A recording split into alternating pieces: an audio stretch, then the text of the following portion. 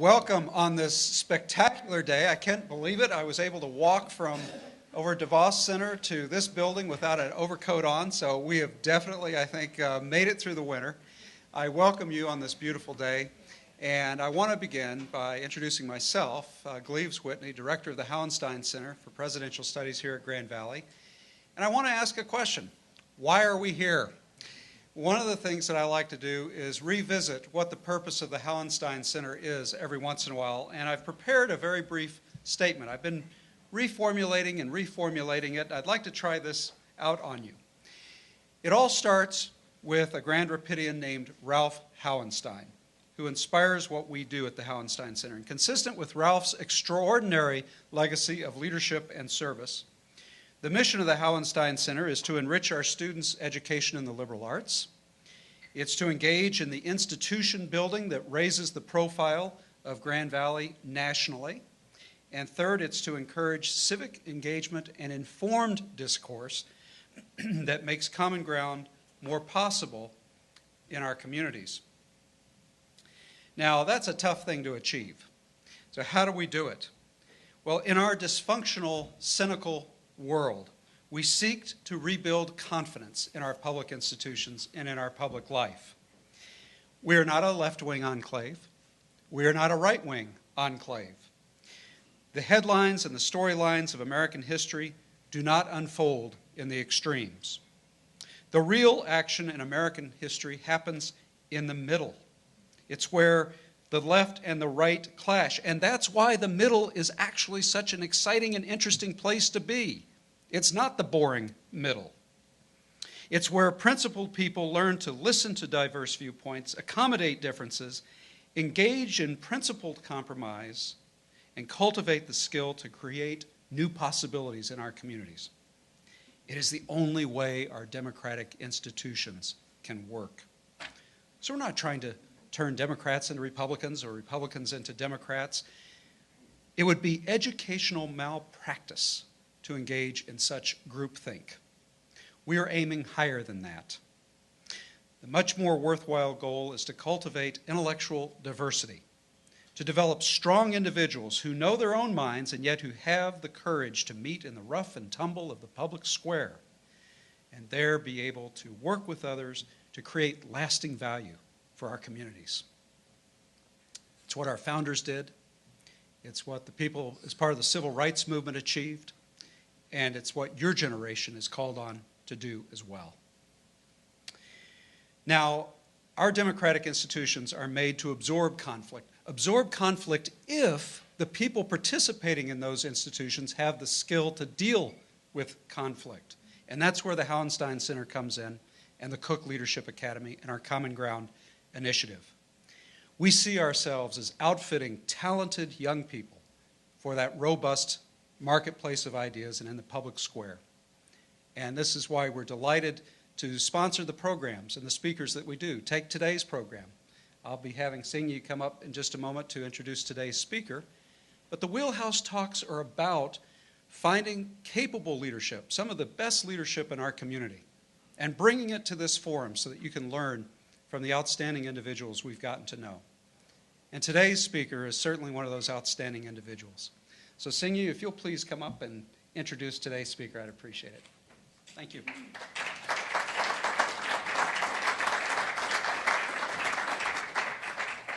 Good afternoon.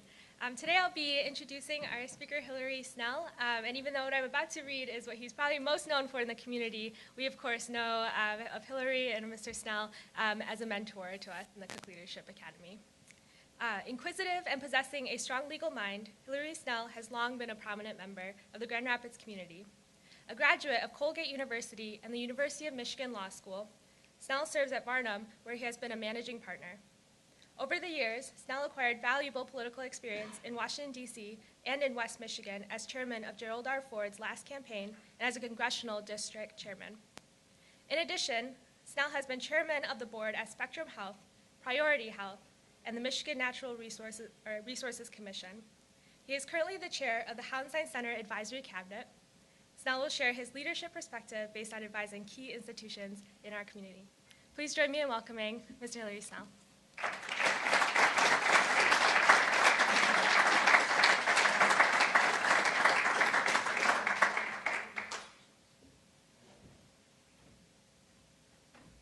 Thank you very much. I feel compelled to explain my bulletproof vest here. I had a spinal fusion operation on January the 8th, and I'm in this thing till April the 8th at 2 o'clock.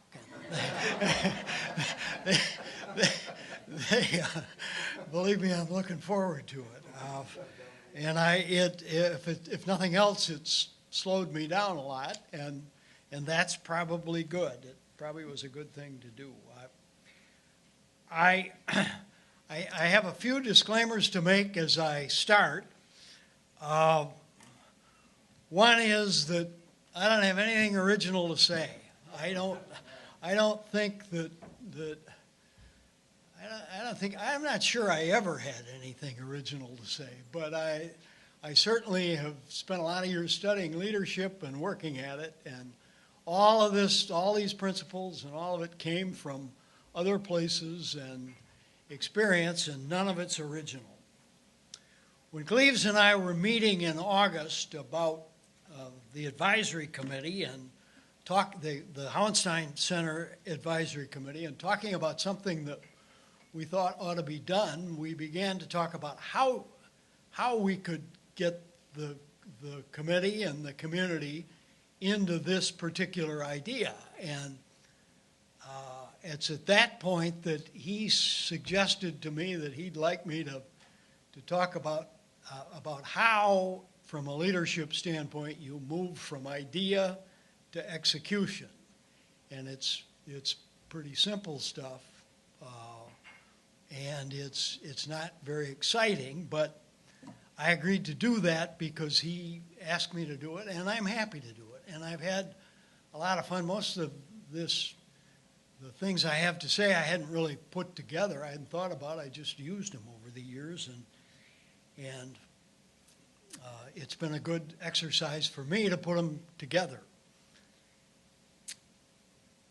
I spoke to the Leadership Academy before they had the Wheelhouse Talks some years ago, and as I start, I just want to briefly review the leadership principles that I talked to the students about then.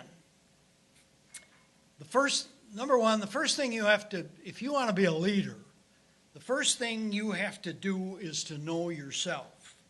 You have to know your strengths and your weaknesses and just what sort of person you are. Notwithstanding the psychologists who say nobody knows themselves, you have to do the best job you can to size up who you are and what your talents are and what your deficiencies are. Secondly, beyond your own characteristics, you have to decide what sort of person you are. Character. What do you want to be as a person? And after you get over character, you have to decide what do you want to do?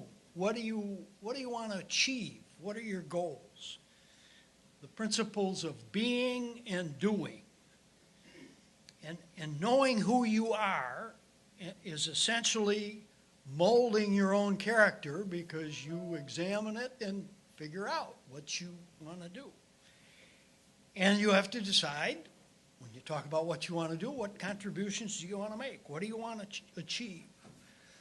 The third leadership principle I discussed before is you have to establish your credentials and with the people you're leading. One way or another, you have to establish credibility. You have to let people know this.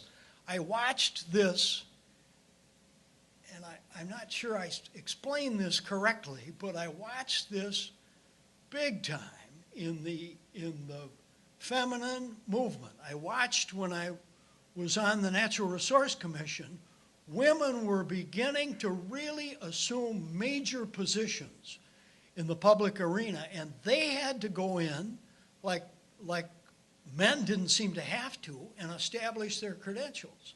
And that's a tough job. There's a woman from Bay City that I'll never forget. Her name was Mary Sinclair. She was opposed to a power plant, a nuclear power plant in Bay City or Midland, and she wound up with a PhD from the University of Michigan in nuclear physics. That's where she went to get her credentials established. I mean, she really worked at it. And that's a hard thing to do, and it's a hard thing for young people to do. But one way or another, you have to understand, you have to establish for the people you're talking to that you know something about what you're talking about.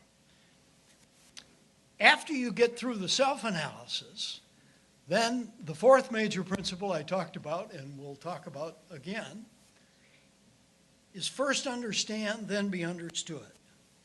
That's absolutely essential to basic leadership. It's like my disclaimer at the beginning, none of these principles are original, and they're pretty simple. First, understand, then be understood. Frequently, people pay no attention to this principle at all. How many times you talk to people in a conversation which you're really working on something, and you suddenly realize that they haven't heard a thing you've said. People have their own agenda, and they know where they're going, and they know what they're going to try and sell, and they don't pay any attention to you. You have to understand what the other person thinks and why they think it and where they're there. And that's whether it's a contentious situation or not. I mean, lawyers understand that and work with it all the time. They always are looking for the other side. But you have to understand exactly what the person you're trying to lead thinks, or as best you can. Now, once over those sort of basic leadership principles, I want to go to a small example, which is pretty mundane stuff, but how you move an idea from idea to execution in a small group setting. This is how you lead at the everyday basic level, the nitty-gritty of getting things done. First, I'm going to pose a hypothetical situation, and it's not real. It's the elements of everything I talk about are all around us and have been. This isn't real. I made it up, but I made it up so that I could use it to illustrate what I'm talking about. But the principles of leadership are all in there, and whether you're talking to the governor and trying to get him to do something, or whether you're talking to your child and trying to lead your child, or whether you're in a small group, or whether you're at church, or whether you're in the dorm and you're trying to figure out with 7 people where you're going to go get pizza, and you got your own agenda. The principles are all the same. You're trying to lead, and so let me pose my hypothetical. A young couple in 1950, and I use 1950 because I started practicing law in the late 50s, and it's a time period that I have some familiarity with. A young couple in 1950, starting from scratch with no assets, come to a small town. He gets a bottom-level management job as a start. Pick a town. Rockford, Coopersville, Byron Center, Caledonia, Lowell. Just pick a small town. I'll use Lowell. They raise a family. In those days, she stays at home and raises the family, and he works, and they both work very, very hard. They build a business over the years that's very valuable, and it really is a joint effort. It really is. By 1960, the kids are raised, and her feminine role has broadened considerably with the 70s and the 80s, and she's an active force in the non-business portion of the community, but she's a real help in his business, too. She's a leader. She's active in the church. She's active in some women's welfare groups, some community groups, but she's pretty low-key, but very effective.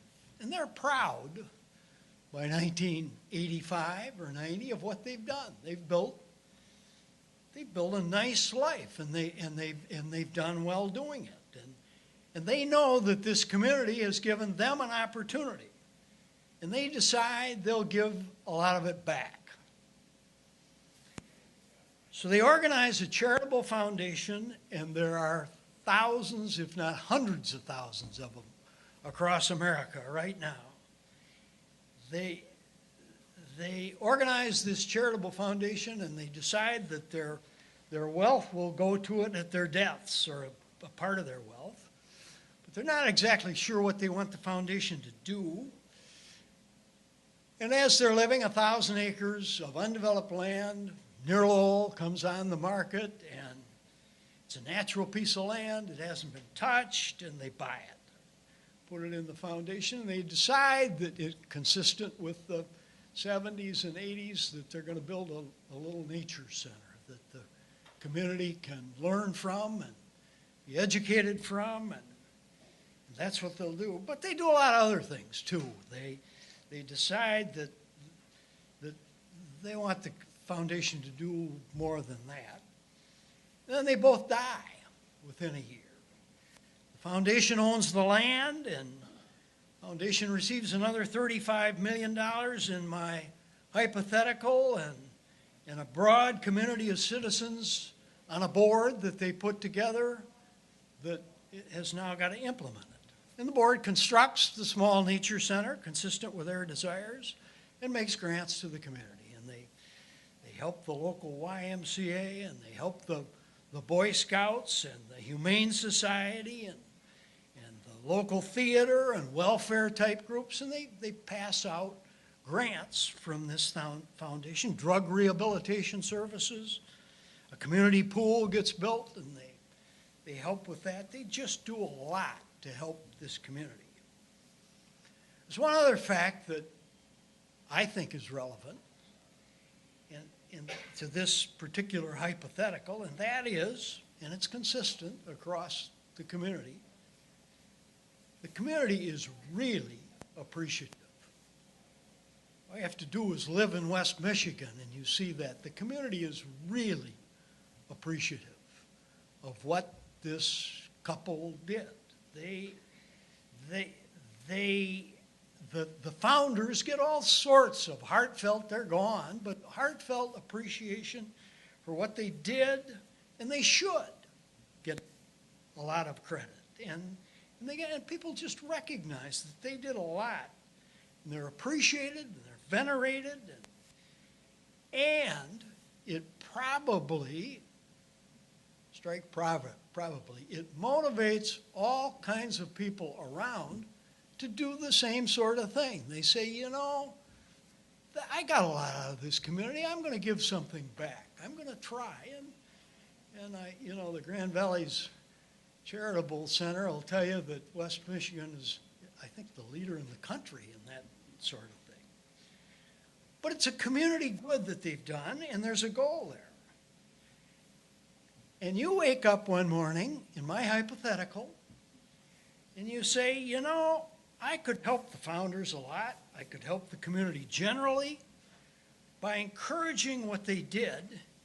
If we really got this foundation to do something of great impact, of great societal value, something that the foundation would get recognized for, and something that people would say, you know, those founders really did something. We could pick out something that was unique, that was new, and of real consequence, and by so doing, we probably would even more encourage people to do things. Now, that's my hypothetical. Let me shift gears for a minute. So you come up with a policy objective, and you say, America isn't producing enough talented young people in science. Now, that's a pretty generally held view, and you repeatedly run across that in the public domain, in the press, in conversations, thoughtful journals. That's a thought that is around. Our glory in education and higher education in America, in our graduate schools of science, has been great. We have recognized the best science graduate schools in the world. And people come from all over the world to go to graduate school in America in science. And that's not just MIT or the University of Chicago or Caltech.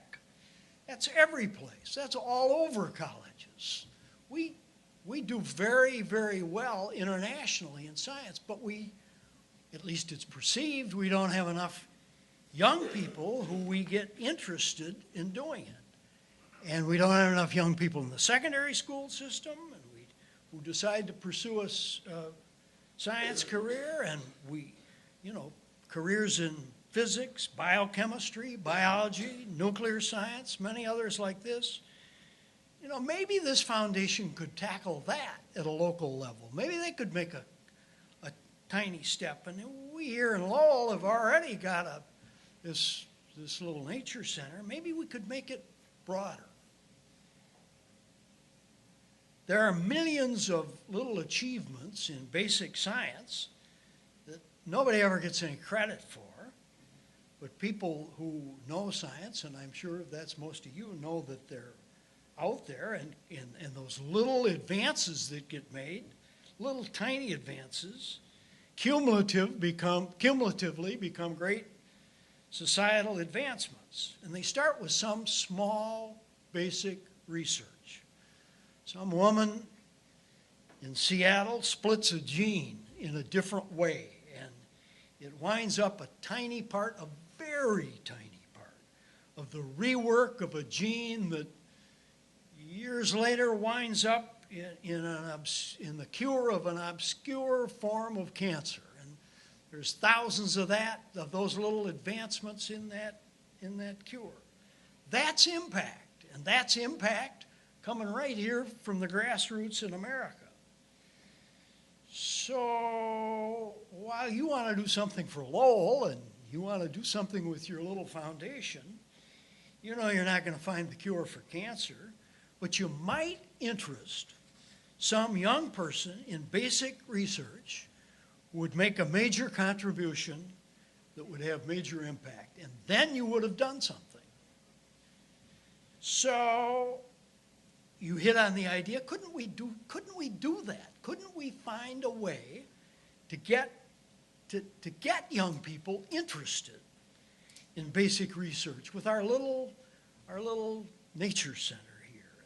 Couldn't we use the colleges in the area and their science departments to help us, and the high schools? And the University of Michigan has Douglas Lake that I think is a biological field station that's been there for 125 or 50 years. People have been studying the same plot of ground for that long, and tremendous advances. But that's a big school. Michigan State's got Kellogg, which is down by Battle Creek, and they've done the same thing, and that's great. But that hasn't gotten to the local level, and couldn't you get something like that? So in this context, and you have to accept my hypothetical and my premises, but in this context, you decide that you're going to try and make that happen. You're going to try and do something like that. So what do? Well, the immediate goal of leadership is to tie that all together. The board of this little foundation needs to come up with a process that's unique and that's out of the mold, and that is a niche, and the niche, you've already identified the niche where you think they ought to go, that it's a broad general problem of young people's lack of interest in science, and then you've got to tie those two things together to the founders and the founders' desire, and would they like that? Now, and you look back, and they were pretty forward-thinking people, and that's how they did so well, and they were trying to help the community, and so you've got to tie all that together and come up with a way to make it happen. Now, that's a pretty tall order. I mean, that's here you're taking a little foundation that's tooling along with, I think, a lot of money in a local community. You're trying to really get them a broader perspective out of just themselves, but that's a pretty tall order. So what do? Well, the first thing you have to do is sit down and figure out the objections that are going to be raised. And there are going to be all kinds of them. First understand, then be understood. First, you have to sit down before you ever touch anything. And you have to think of all the things people are going to say. All of the things that they can tell you are wrong. The founders left the money to this community. They never even went to college. There are plenty of people who support colleges. They don't need to be one of them. If you want to get an education, Lowell can certainly use the money. Put it in the local school system. Make it the education system. Very few people are going to be benefited. You can't duplicate Kellogg and Douglas Lake if you want to. You have to get professors interested in this. You can't make this program work unless those science professors at Grand Valley or at Alma College, or pick whatever you want to pick, unless they want to make it a part of their program. You have to get them, and they've got their own programs, and they're doing their own thing, and you have to get them interested, and probably none of them have any connection with Lowell, and Lowell youngsters may never get the money anyway, so why are you wasting your time? And on and on and on. There are always 1,000 reasons why not to do anything that's new. So then you figure out, and you can go on with that forever, then you figure out what are you going to do with your board? Now you've got to go to your board. So you look through the roster of the board members. First understand, then be understood. Look through, they're the people that have to come up with the votes, that have to do this, that have to decide to go in this different direction. So you start looking through them. This is education. Where are these board members on education individually? What have their children done? What have they done? What have you heard them speak about good or bad experiences? How do they value it? How do they value college education? Do they really care about educational programs beyond this community and those which don't directly affect them? You got to think about their local involvement, their attitude. Where do they work? What's their general attitude towards the community? Are there local people who really want to participate? Here my notes say tell the Lyndon Johnson story. I know I've seen this twice. I don't know where, and I can't cite, but I believe it to be absolutely true because it fits. But they say that Lyndon Johnson was a master of understanding everybody in the Senate, and incidentally in the House when he was there. That he knew their districts, he knew where they were, he knew the geography, he knew the people that ran them, he knew what the power structure was, that he knew all about every senator's state and what he had and how his strings got pulled and what mattered to him and everything.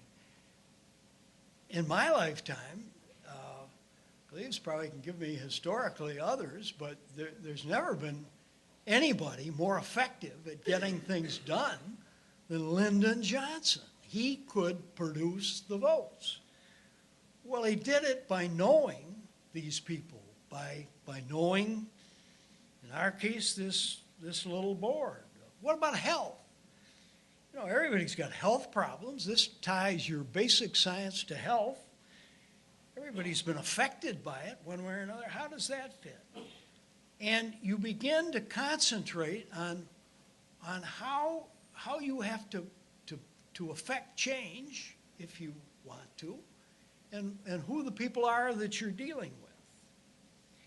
And you focus on the fact that they have to be willing to do something different than they're doing right now.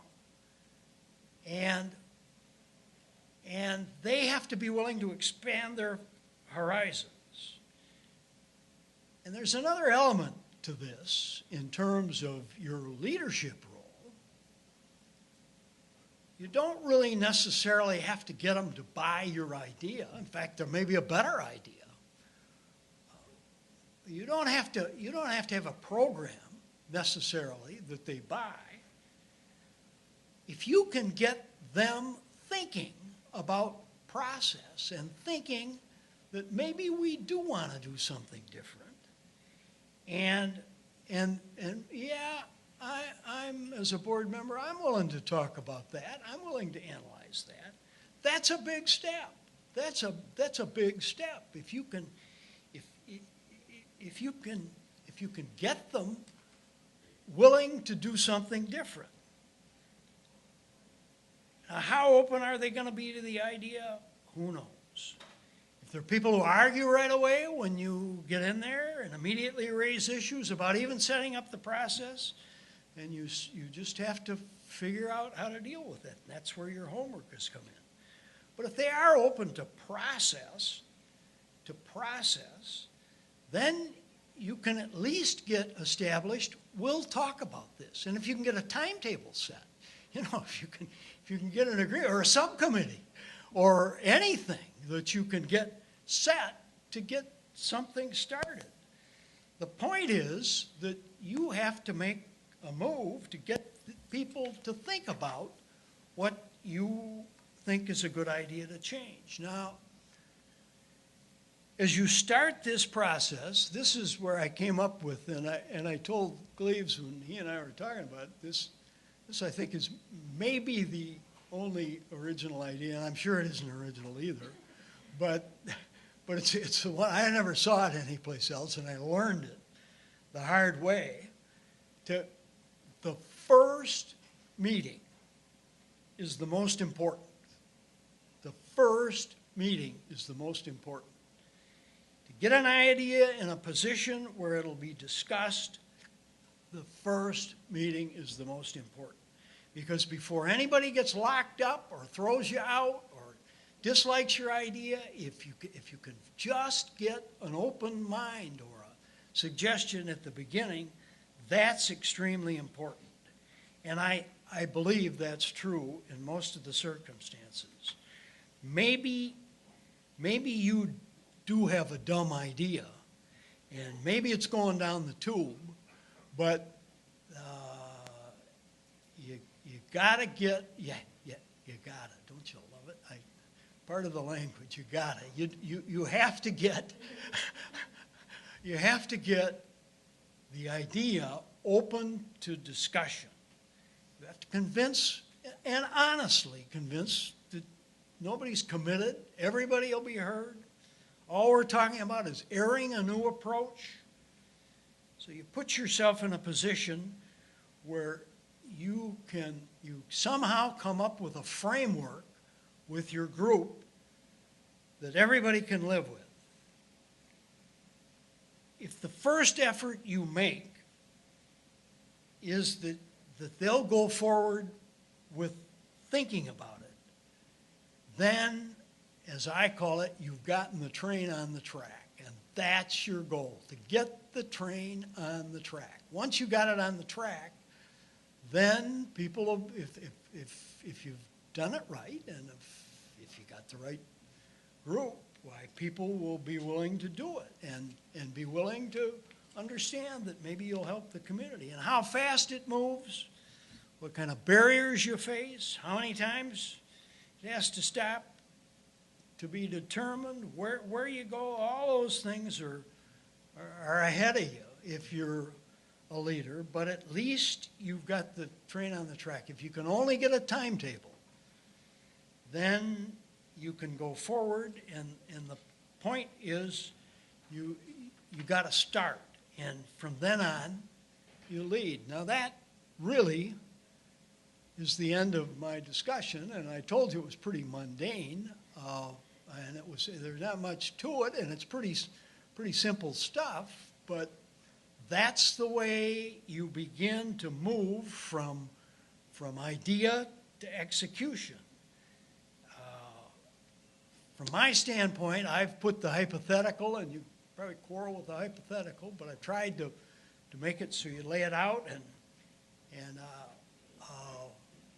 Now you're on your own. From now on, I'm reminded of the story of the team that was, fighting all afternoon, and the guy in the stands next to me was screaming and hollering and yelling about what the quarterback was calling, and we got down to the 3-yard line, and it was 4th and 3, and somebody in the stands turns to him and says, "All right, smart guy, what do you do now?" And he said, "Well, I got them this far. They can go on their own now."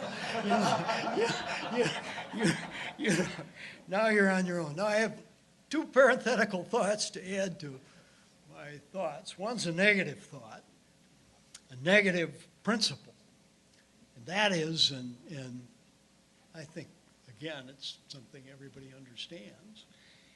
In dealing with major projects, when you're going to start something new and larger or put together a detailed plan of what you're going to do and how you're going to do it, and you get it organized and you get the perfect plan, and you lay it out and you figure out all the pitfalls in it and everything that's wrong with it, and it is a master plan, and you know it, and you cross-check it with a few people, and you're set, and you go in and lay it on the table, you're dead.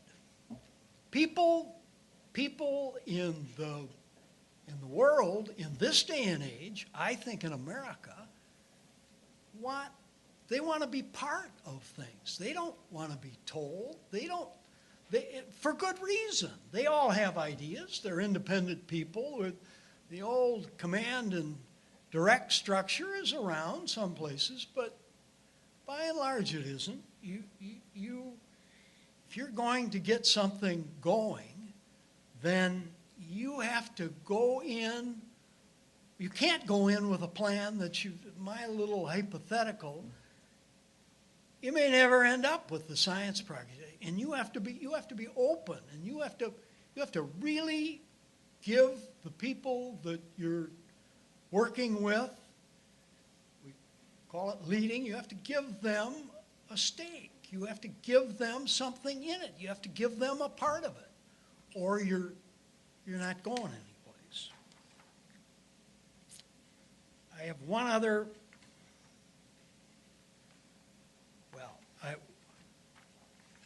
one other hypothetical, 2, not hypothetical, but 2. I want to just briefly review the principles now, because I may have obscured them with all my words of what I've said. 1, know yourself, your strengths, your weaknesses, your capabilities, your prejudices, your rationalities. 2, know your character, what you want to be. What are you? 3, know what you want to contribute. Know your goals. 4, establish your credentials of the people you're trying to lead. 5, first understand, then be understood. Understand in depth the people with whom you're working. 6, do your homework. Do it at length. 7, be flexible. Recognize the need to change or modify your approach or direction or thinking. Be genuinely humble.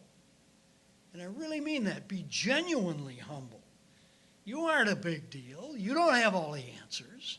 You don't know the way the world works exactly.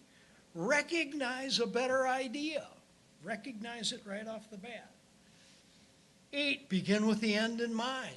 Know where you want to go. Know what your goal is. 9, don't come in with a detailed plan that's perfect and simply needs to be adopted, because you'll never sell it. It won't happen. Give people a stake in the action. And finally, I have 2 more parentheticals. All I've said can be boiled down to Dorothy Ford's rules. I don't know how many of you have seen it in the Ford Museum, but I heard Jerry Ford say it more than once. His mother, Dorothy, raised 4 boys. And she said she told them in a lot fewer words everything I've just said. She had 3 rules, and it used to be on the wall over there. I don't know whether it still is or not. But work hard, tell the truth, and get to dinner on time. That's commitment. You're part of this family. Get to dinner on time, and it's all right there. Those rules took Jerry Ford a long The other thing I thought I'd close with, that, you know, you can study leadership and do all these things, and there's all these concepts and everything else. Lots of times leadership isn't that way at all. I mean, it's you're just in the right place at the right time, and you say the right thing, and you win. And that when I was thinking about that, and after working this over, I remembered we used to have a lawyer in town. His name was John Milanowski. John had grown up in Grand Rapids. Nice guy, very funny guy. Very funny guy. And single, I think, most of his life. I don't know if he ever got married or not. But he was probably 20 years older than I am, and he was a contemporary of Jerry Ford's, and he worked with Jerry Ford in his first campaign. And when Jerry Ford went to Washington, first, elected in 1948, he took John Milanowski down with him as his administrative assistant. And Milanowski, the staff was an administrative assistant and a secretary. That's all there was in 1948 in Washington. And Milanowski's desk was right next to the front door. That was part of the deal. Anybody that walked in the office, in Jerry Ford's office anyway, had to walk right, but he was right there, ready to greet them and to find out what was going on. Probably in the 60s, I ran into John at the Ottawa Grill, which used to be over across from the Michigan Trust Building, and a lot of lawyers had coffee in this little old-time sort of grill every morning from 9:30 to 11 o'clock, and there weren't a lot of lawyers in Grand Rapids in those days, and these guys would filter in, and I'm in there one morning, and there's guys, and John's there, and he's a funny guy. He's a funny guy, and he says, he's telling the group, you know, he said, nobody understands this. Nobody knows, but I'm the guy that started John Kennedy out. Nobody knows that. He said, you know, when I was down there in Washington working for Jerry Ford, and I was single, and John Kennedy was single, and his office was right down the hall, and we discovered that, and he had to come by my office every day, and we got to be friends, and we go out every night, and we're out raising hob all over Washington, me and John Kennedy, and he said, I'm working for Jerry Ford. I got to be at that desk at 8 o'clock in the morning and producing work. And Kennedy, he said, he's just sort of living the life. And he said, one day, John Kennedy walks by, and he does as he so often did. He walks in the office, and he dangles his long body on my desk, and he wants to talk about what we did last night. And I am just dying. I've been out too late, and it's been too many nights, and we've been doing too much, and I'm just dying. And he said, I'm tired of it. And he said, finally, I looked at him, and I said, Jack, why don't you get off your dead rear end and do something for your country? Now, he said, I'm the guy that started him. He's now got an eternal flame, and here I am back in Grand Rapids, and nobody knows it. Thank you very much.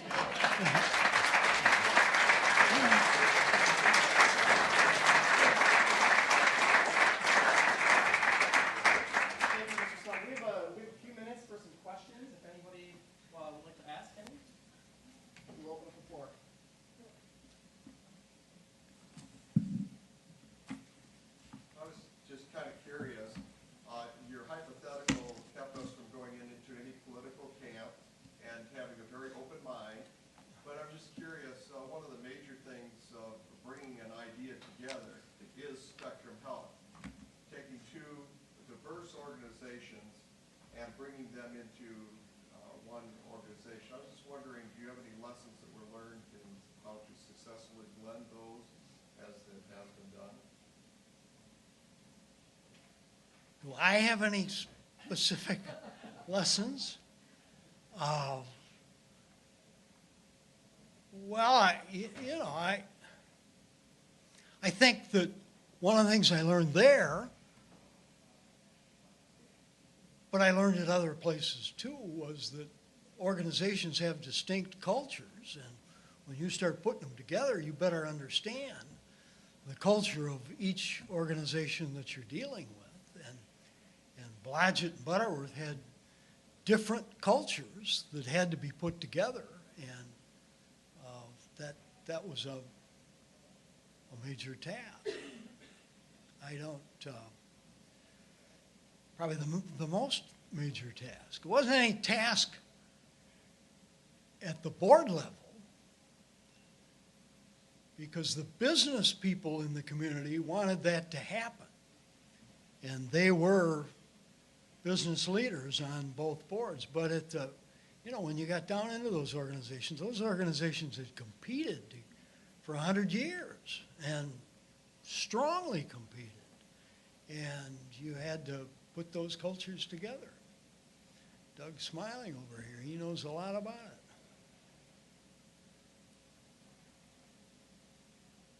Kathy. Hey, Hilary. I was wondering if you had any more comments about that first meeting and what kinds of things helped make that first meeting better. I'm thinking you could come in and present your vision and try to get everyone to kind of sign on to that idea, or you could go in and sort of present how your thinking went and how you kind of see they come up with the same similar vision, or what kinds of things. And that's what I was trying to say with my negative idea. If you go in and present your own vision with community people that have just as much interest as you do in the community, and they have their own ideas, it probably doesn't work. You got to go in getting approval of the idea that you want to do something different. If you now, every situation's different, and that's why I quit the minute I got by the first meeting. You have to size them up, but you have to pretty carefully convince people that it's time for a change, or that maybe there's a better idea, and not go in with, everybody's got an agenda and everybody knows it, and a lot of people don't like it. I mean, they don't like it. John? Hilary, if I may suggest there's yet an additional point. I believe it. Well, you do believe it, because even though you didn't mention it as a separate point, your entire talk demonstrated it very well, both with your underlying hypothetical and with your concluding anecdote. That is, to persuade people, I think, to be able to tell a good story is a very helpful tool. I think you might notate that as a point or whatever it's a thing, but you did that today in telling a little story.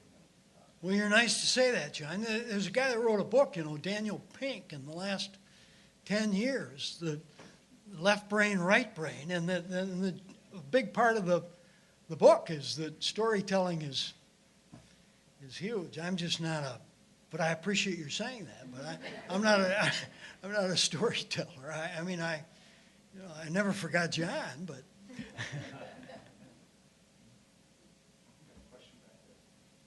Yeah, Hilary, any comments on preconditioning some of the attendees? Sure, if you can, sure. Sure.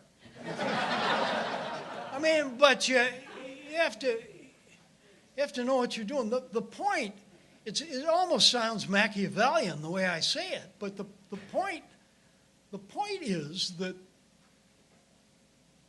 people tend to make up their minds quickly, and once made up, you have trouble moving. And yeah, if you can just get people to listen, why, yes. And if you can precondition that, but you have to be careful at that too. And a lot of what I have to say has a bad name. People say, oh, he's playing politics. Well, that's the way the world works, as a matter of fact. And it might not be partisan politics, but people have to get along.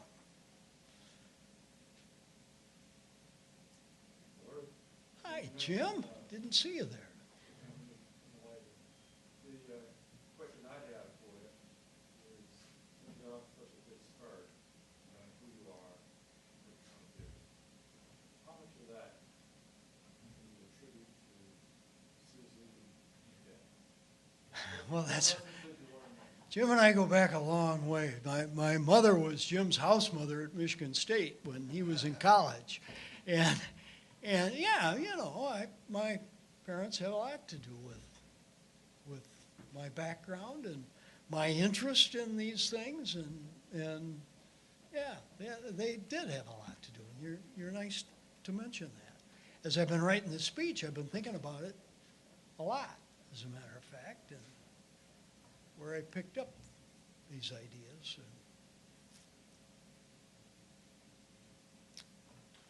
Thank you very much.